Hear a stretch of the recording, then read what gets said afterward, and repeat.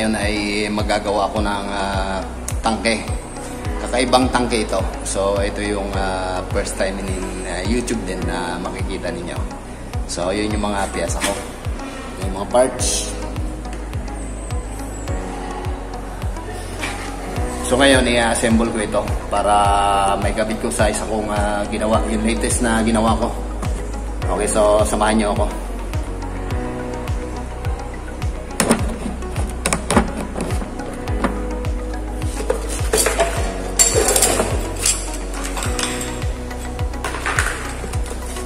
Yung pantakip sa mga dulo, GI5 din ito.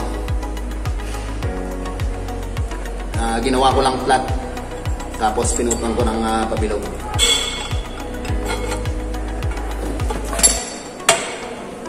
Okay, so sa pag-assemble na ito, wag munang tatakpan yung dalawa para yung mga dumi, pwede pa nating mailabas sa isang side. Kasi ito ay galvanized, marami itong mga residues na napo-form pagka nagwe-welding.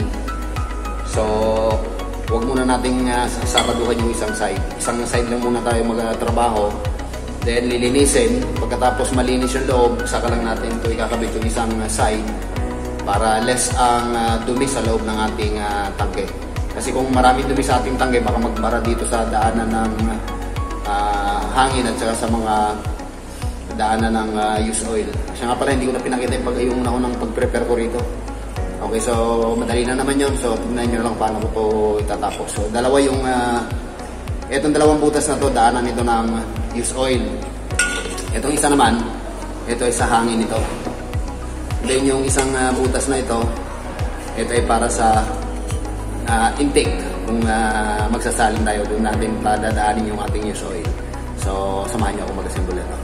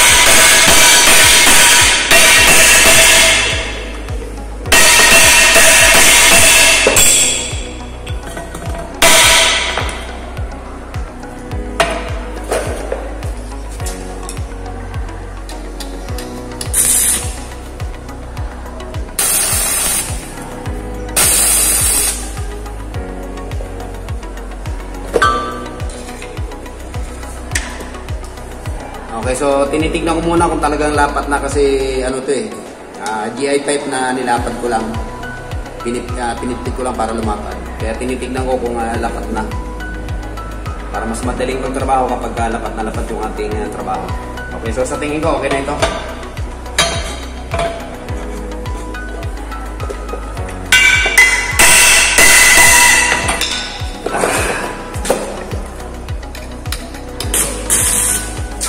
Siya nga pala, hindi na ako gagamit ng maskara kasi konti lang naman ito. So yung mga baguhan dyan, gumamit kayo ng mga safety gear yung face mask, kaya face shield.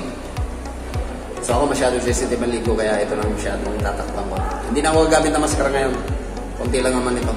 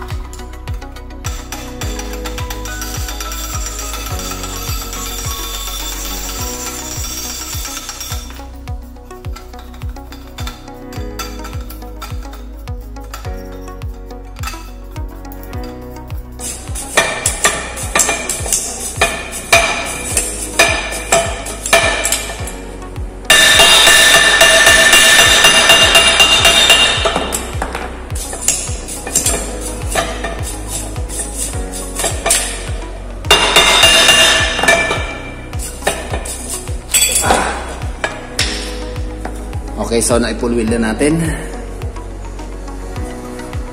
Okay, so may mga, gaya ng sabi ko sa inyo, may mga residue ito. May mga dumi na naiwan sa loob. So, papakita ko sa inyo yung dumi na napo-form kapag nagwe-welding tayo ng mga galvanize.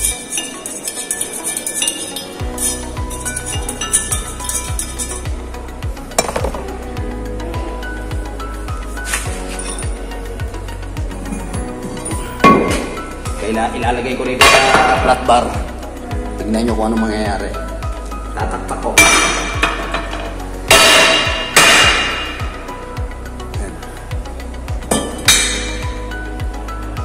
Ito ganun karami yung na-form na dumi sa loob ng ating tangke. Noong tayo ay nag-full wheel. Kaya wag munang ipo-full wheel lahat. Kasi kung isasarado natin ng biglaan, mas dodoble rito yung ating magiging dumi. So at least kahit paano, bawabawasan. Kaya yung isang side lang muna yung aking pinupull wheel. The next, yung mga daanan naman ng langis yung aking ilalagay.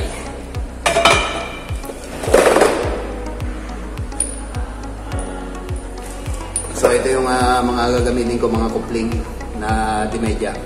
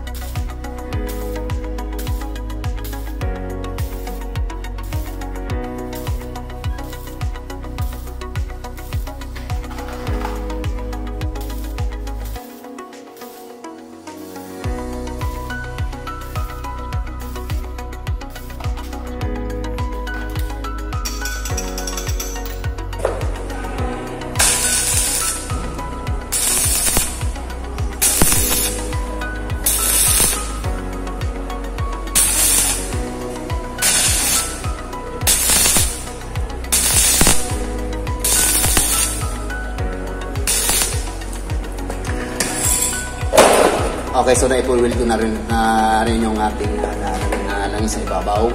So palalamigin ko lang ito. Then ikakabit ko na itong ating mga gate valve.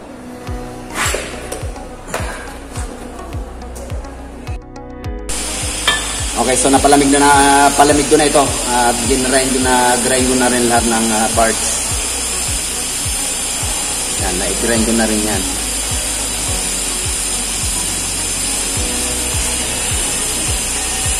So, ang kulang na lang yung ibabaw. Nalinis ko na rin yung loob para kaunti na lang yung may iwan na dumi. Kasi pagka mag-welding pa ulit tayo rito sa isang side na ito, siguradong may mga residue pa rin na may iwan. So,